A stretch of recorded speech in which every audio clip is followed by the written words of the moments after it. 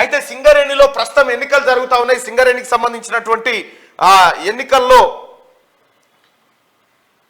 కార్మికులు పాల్గొంటా ఉన్నారు. సింగరేణి ఎలక్షన్స్ మరొక తెలంగాణ ఎలక్షన్ తలపిస్తా ఉన్నాయి అక్కడ. ఎందుకంటే సింగరేణి కార్మికులు ఎవరైతే ఈ మనుగూరు నుంచి కాగజ్ నగర్ వరకు ఈ ఏది నదీ పరివాహక ప్రాంతంలో బొగ్గు గనులునే ఈ ఇక్కడ జరుగుతూ ఉన్నాయి. దీనికి సంబంధించి ఇది బాగా వస్తుంది సౌండ్ బాగా వస్తుంది. ఒక్క నిమిషం.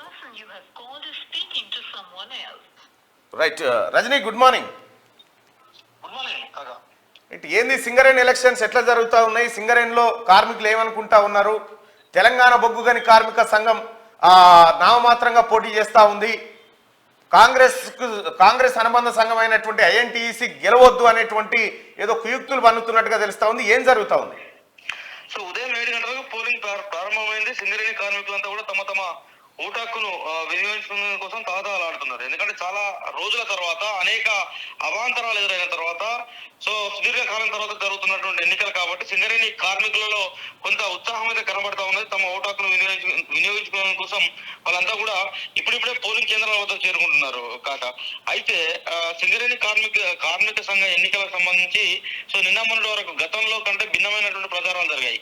సో గతంలో టిఆర్ఎస్ పార్టీ అధికారంలోకి వచ్చిన తర్వాత సింగరేణి గుర్తింపు సంఘం ఎన్నికల్లో చాలా రకాలైనటువంటి ప్రలోభాలు కావచ్చు. ఒకనొక సందర్భంలో చెప్పాలంటే గతంలో ఈ రోజు జరుగుతున్న ఎన్నికల కంటే ముందు జరిగిన ఎన్నికల్లో ఒక్కొక్క కార్మిక కుటుంబానికి తులం బంగారం లేదా 5 తులాల వెండి బంగారం నగలు పంపిణీ జరిగితే ఈసారి ఎన్నికల్లో అవన్నీ లేవు. ఎందుకంటే హైకోర్టు చాలా కఠినంగా వివరించింది. సో రాష్ట్ర ప్రభుత్వం ఒకనొక సందర్భంలో ఎన్నికలు వాయిదా వేయడం కోసం ప్రయత్నం చేసింది. హైకోర్టులో కేసు వేసిన తర్వాత హైకోర్టు అయితే ఇక్కడ దాన్ని యాక్సెప్ట్ చేయలేదు, కొట్టేసింది. కాబట్టి సో ఎన్నికల ప్రచారానికి కూడా పెద్దగా సమయం లేదు. కాబట్టి ఈసారి ప్రలోభాల పర్వం అయితే గతంతో పోల్చినప్పుడు చాలా వరకు తగ్గుముఖం పట్టింది. కార్మికులు అయితే ఉత్సాహంగా పోలింగ్ లో పాల్గొంటా ఉన్నారు. ఇక మీరు అన్నట్టుగా సో టీబీజీ కేసు కూడా తన యొక్క భవిష్యత్తు ప్రశ్నార్థకంగా మారింది. టీబీజీ కేసు ఎన్నికల్లో పోటీ చేయాలా వద్దా అనేటువంటి మీమాంసలో పడింది. పార్టీ అధిష్టానం హైకమాండ్ కేసీఆర్ అయితే క్లియర్ గా టీబీజీ కేసు ఎన్నికల్లో పోటీకి దూరంగా ఉండాలని ఆదేశించారు.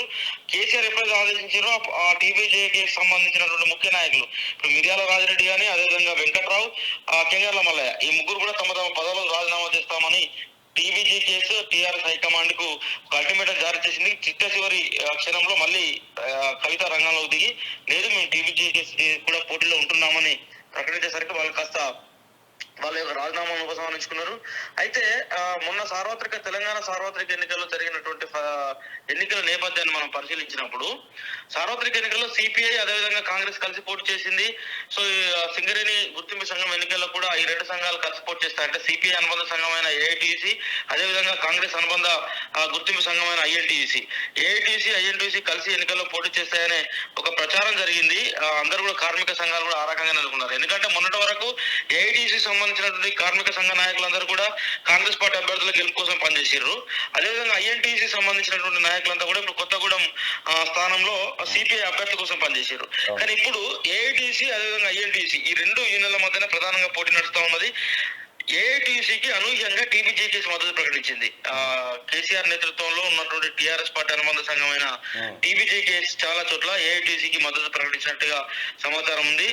స్థానిక నాయకత్వం అంతా కూడా, ఎందుకంటే మేము ఎన్నికల్లో గెలిచే పరిస్థితులు కనబడతలేవు కాబట్టి సో టీబీజీ కేసు గెలిచే అవకాశం లేని చోటల్లా ఖచ్చితంగా మీరు ఏఐటీసీకి మద్దతు ఇవ్వమని కేసీఆర్ అదేవిధంగా టీఆర్ఎస్ నుంచి ఆదేశాలు అందాయి. దానికి అనుగుణంగానే ఆ టీబీజీ కేసు వారంతా కూడా ఏఐటీసీకి మద్దతు ప్రకటిస్తా ఉన్నారు. సో ప్రధానంగా పోటీ ఇప్పుడు మనకు అందుతున్న సమాచారం ప్రకారం అయితే ఏఐటీసీ అదేవిధంగా ఐఎన్టీసీ కాంగ్రెస్ వర్సెస్ సిపిఐ అనుబంధ సంఘాల మధ్య ప్రధాన పోటీ ఉండే అవకాశం ఉన్నట్లుగా సమాచారం అంతా ఉంది కాక. రైట్. ఇప్పుడు ఒకటి ఇక్కడ మన అసెంబ్లీ ఎన్నికలు చూసుకుంటే కేసీఆర్ ను ఉంచాలా దించాలా అనేటువంటి అంశం మీద జరిగినాయి. సింగరేణి ఎన్నికలు ఏ అంశం మీద జరుగుతా ఉన్నాయి? సింగరేణి ఎన్నికల్లో అసలు కేసీఆర్ టీఆర్ఎస్ పార్టీ అనేది అసలు పోటీలో లేదు. ఆ పార్టీ యొక్క సిద్ధాంతం కూడా పోటీలో లేదు. వాస్తవానికి కూడా ఏం జరిగింది, తెలంగాణలో ఇటీవల జరిగినటువంటి సార్వత్రిక ఎన్నికల తర్వాత కొంత కాంగ్రెస్ పార్టీ అనుబంధ సంఘమైనటువంటి ఐఎన్టీసీకి కొంత ఊపు వచ్చింది. సో రాష్ట్రంలో ప్రభుత్వం ఉన్నది. సింగరేణి బెల్ట్ అనేది దాదాపు 8 నుంచి 10 అసెంబ్లీ నియోజకవర్గాలను ప్రభావితం చేస్తుంది. దాదాపు 40,000 మంది కార్మికులు ఇప్పుడు ఓటు హక్కును వినియోగించుకోవాల్సి ఉంది. సో ఈ 40,000 మంది కార్మిక కుటుంబాలు అంటే దాదాపు 1,50,000 ఓట్ల ప్రభావం ఉంటుంది. ఐఎన్టీసీ ఏఐటిసి కాంగ్రెస్ పార్టీకి సంబంధించి ప్రధానంగా ఇద్దరు మంత్రులు, ఒకటి పొంగులేటి శ్రీనివాసరెడ్డి ఖమ్మం ఏరియాలో కొత్తగూడెం కావచ్చు, ఇల్లందు కావచ్చు, ఆ సత్తుపల్లి, భద్రాచలం, సో ఈ ప్రాంతంలో మంత్రి పొంగులేటి శ్రీనివాసరెడ్డి ప్రతిష్టాత్మకంగా ఎన్నికలను తీసుకున్నాడు. కాంగ్రెస్ పార్టీ ఆ గుర్తింపు సంఘమైన ఐఎన్టీసీని ముందరుండి నడుపుతా ఉన్నారు. పొంగులేటి శ్రీనివాసరెడ్డి నేతృత్వంలో అక్కడ కార్యక్రమాలు నడుస్తా ఉన్నాయి. అదేవిధంగా ఇటు మనకు భూపాలపల్లి కానీ, గోదావరి కానీ, మంచిర్యాల, శ్రీరాంపూర్, మందమర్రి, సో ఈ ప్రాంతాలలో ప్రధానంగా మంత్రి శ్రీధర్ బాబుతో పాటు కాంగ్రెస్ పార్టీకి సంబంధించినటువంటి ఎమ్మెల్యే వివేక్ అండ్ వినోద్ ఆ టీం పనిచేస్తా ఉన్నది. సో ఇట్లా కాంగ్రెస్ పార్టీ ఏమో మంత్రులు నేరుగా రంగంలో దిగి సింగరేణి గుర్తింపు సంఘం ఎన్నికల్లో ఐఎన్టీసీని గెలిపించేటువంటి బాధ్యతలను భుజానికి ఎత్తుకుంటే, ఇక ఏఐటీసీకి ఏంటంటే సహజంగానే కొంత ఉద్యమాలు, పోరాటాల చరిత్ర ఉంటది. సో ఆ కార్మిక సంఘాల హక్కుల కోసం సో ఉద్యమాలు చేయాలన్నా, పోరాటాలు చేయాలన్నా, ప్రభుత్వాల మెడలు వంచాలన్నా కూడా పోరాడే సంఘం ఉండాలనేటువంటి ఒక ఉద్దేశంతో ఆ విషయాన్ని కార్మికులను చెప్తూ ఏఐటీసీ ప్రధానంగా ప్రచారం చేపట్టింది. ఏఐటీసీకి అడ్వాంటేజ్ ఏంటంటే, మనం చెప్తా ఉన్నాం ఇప్పటిదాకా, సో టీబీజేకేస్ మద్దతు ప్రకటించడంతో పాటు సిఐటియు కూడా, ఆ సిపిఎం అనుబంధ సంఘమైన సిఐటియు, అదేవిధంగా ఇతర విప్లవ కార్మిక సంఘాలు కానీ, సో కొన్ని చోట్ల గెలవలేని చోట్ల కూడా ఏఐటీసీ మద్దతు ప్రకటిస్తా ఉన్నాయి. కాబట్టి కొంత ఒక కూటమిగా కాంగ్రెస్ పార్టీ ఏమో సింగిల్ గా ఎన్నికల బరిలో దిగితే, ఇతర యూనియన్లన్నీ కూడా ఏఐటీసీకి మద్దతుగా, ఇప్పుడు సిఐటియు కావచ్చు, టీబీజేకేస్ కావచ్చు, ఇతర కార్మిక సంఘాలన్నీ కూడా కొంత ఏఐటీసీకి మద్దతుగా ఉన్నాయి. కాబట్టి కార్మికుల యొక్క ఆలోచన, ఒకవేళ ప్రభుత్వం అధికారంలో ఉంది కాబట్టి కాంగ్రెస్ పార్టీ అనుబంధ సంఘంతో కార్మికుల యొక్క హక్కులు సఫలమవుతాయి అనుకుంటేనేమో ఐఎన్టీసీ వైపు వెళ్ళే అవకాశం ఉంది. లేదు, ఖచ్చితంగా ఉద్యమాలు, పోరాటాల ద్వారానే మనం ప్రభుత్వాల మెడలు వంచుకునే అవకాశం ఉంటుంది.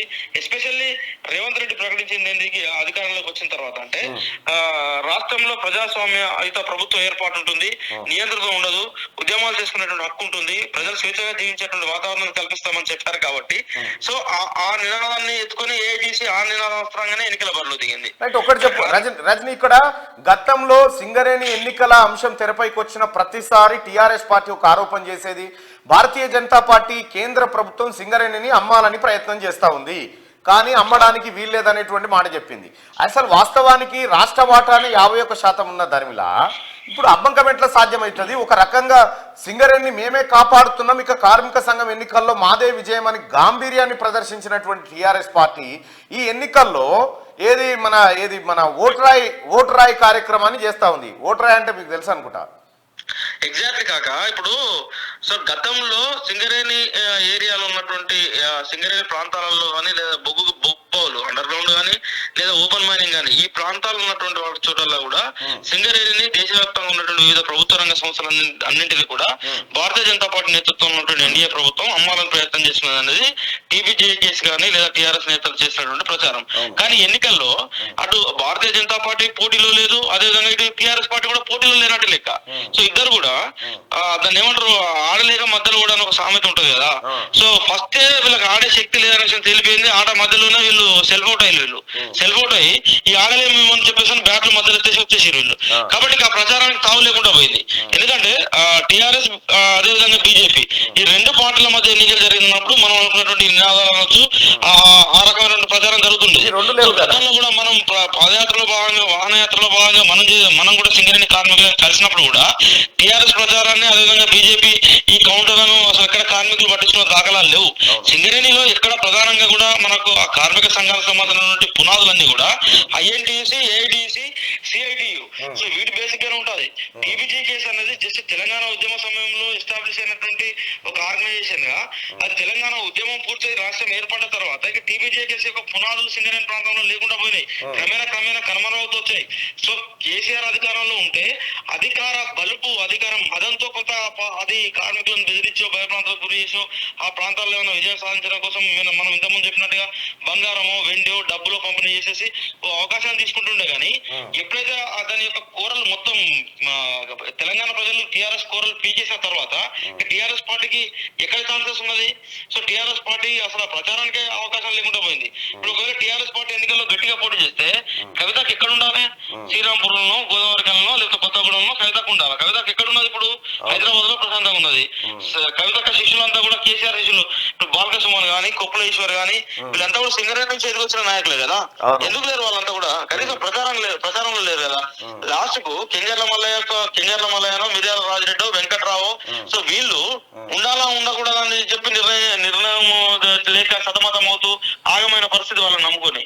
కాబట్టి టీవీజే కేసు యొక్క ప్రభావం ఈ ఎన్నికల్లో లేదు. రైట్, సాయంత్రం ఎన్ని గంటల వరకు ఫలితాలు వచ్చే అవకాశం ఉంది రజని? 5 గంటల వరకు పోలింగ్ కంటిన్యూ అవుతుంది కాక. అంటే ఇప్పుడు 7 గంటలకు స్టార్ట్ అయింది, 5 గంటల వరకు పోలింగ్ అవుతుంది. 7 తర్వాత పోలింగ్ కౌంటింగ్ స్టార్ట్ అవుతుంది. సో 7 తర్వాత రాత్రి 10-11 గంటల ఫలితాలు రావచ్చు. తొలి ఫలితం మనకి ఇల్లందు నుండి వస్తుంది, ఎందుకంటే ఇల్లందులో చాలా తక్కువ మంది కార్మికులు ఉన్నారు, ఆ ఏరియాలో చాలా తక్కువ మంది కార్మికులు ఉన్నారు. కాబట్టి మొదటి ఫలితం మనకి ఇల్లందు నుంచి ఎక్స్పెక్ట్ చేయొచ్చు. ఎక్కువ మంది కార్మికులు ఉన్నటువంటి ప్రాంతం శ్రీరాంపూర్. సో శ్రీరాంపూర్ లో లాస్ట్ ఫలితం ఉంటుంది. కాబట్టి 7 గంటలకు అది కౌంటింగ్ స్టార్ట్ అవుతుంది. 7 నుంచి అంటే నాకు తెలిసి 9, 8:30, 9 గంటలకల్లా ఇల్లందు ఫలితం వచ్చి స్టార్ట్ అవుతుంది. సో 10:30, 11 గంటలకల్లా ఆల్మోస్ట్ ఆల్ ఫలితాలు అన్ని కూడా రావచ్చు. ఓవరాల్ గా మొత్తం మనం కౌంట్ చేసినప్పుడు కూడా 40,000 ఓట్లే ఉన్నాయి కాబట్టి అన్ని ప్రాంతాల్లో కలిపి. సో ఈ 40,000 సంబంధించిన టోటల్ కౌంటింగ్ మనకు వచ్చేసరికి దాదాపు 11-11:30 కల్లా టోటల్ రిజల్ట్స్ మనకు వచ్చే అవకాశం ఉంది కాక. Right right, thank you Rajani. Right right, ఇది సింగరేణికి సంబంధించి. అయితే సింగరేణి కార్మికులను కలుసుకోవడానికి నేను గతంలో యాత్ర చేసి సింగరేణి బెల్ట్ తిరుగుతూ ఉంటే పోలీసు వాళ్ళని పెట్టి మమ్మల్ని రానియకుండా రకరకాల ప్రయత్నాలు చేసినారు అక్కడ. అసలు స్వేచ్ఛల్ని హరించినారు అగో అధికారులు.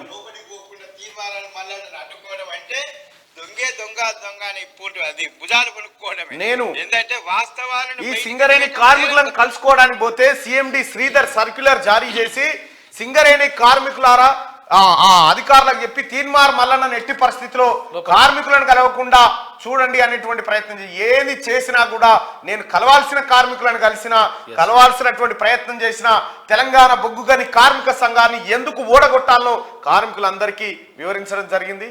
కార్మిక సోదరులారా, దయచేసి ఈ ఒక్కసారి అధికారంలో ఉన్నటువంటి ఐఎన్టీసీకి అవకాశం ఇవ్వండి. ఖచ్చితంగా మీ ఆశయాలు నెరవేరుతాయి. 10 ఏళ్ల పాటు ఈ దొంగను చూసినాం, ఈ దొంగ చేసిన మోసాలు మీ కళ్ళ ముంగట్నే ఉన్నాయి. కాబట్టి మీ పక్షాన పోరాడడానికి కాంగ్రెస్ పార్టీ ప్రజాస్వామ్యయుతమైన పార్టీ కాబట్టి ఐఎన్టీసీకి అవకాశం ఇవ్వాల్సిందిగా మీ అందరినీ రిక్వెస్ట్ చేస్తూ, ఇక దానికోసం అని చెప్పేసి పాదయాత్ర వాహనయాత్ర కూడా చేసిన మొత్తం సింగరేణి మొత్తం రైట్. సింగరేణికి సంబంధించినటువంటి ప్రచారాన్ని ఒక్కసారి చూద్దాం. ఇక మిమ్మల్ని ఓటేయమని అడగట్లేదు, పార్టీ విషయాలు చెప్పట్లేదు, ఏమీ లేదు.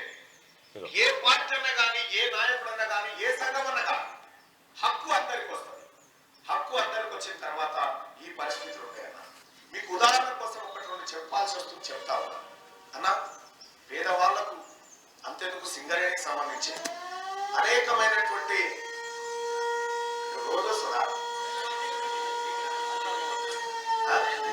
నేను పోయి మాట్లాడి సింగరేణి కార్మికులతో మాట్లాడుతూ ఉంటే మైక్ ఆన్ చేసి ఇక రకరకాల ఏదేమైనప్పటికీ కూడా సింగరేణి కార్మికులారా, నేను నా ప్రచారంలో భాగంగా మీ దగ్గరికి వచ్చి మీ అందరికీ భరోసా ఇచ్చిన ఆ మాట నిలబెట్టుకునే దిశగా కాంగ్రెస్ పార్టీ ప్రభుత్వం ఉంటుంది. గౌరవ ముఖ్యమంత్రి గారు మీ ప్రయోజనాలను కాపాడుతారు, నమ్మండి. ప్రత్యేకంగా పాదయాత్ర వాహనయాత్ర సింగరేణి కార్మికుల సింగరేణి కోసమే చేసినాం.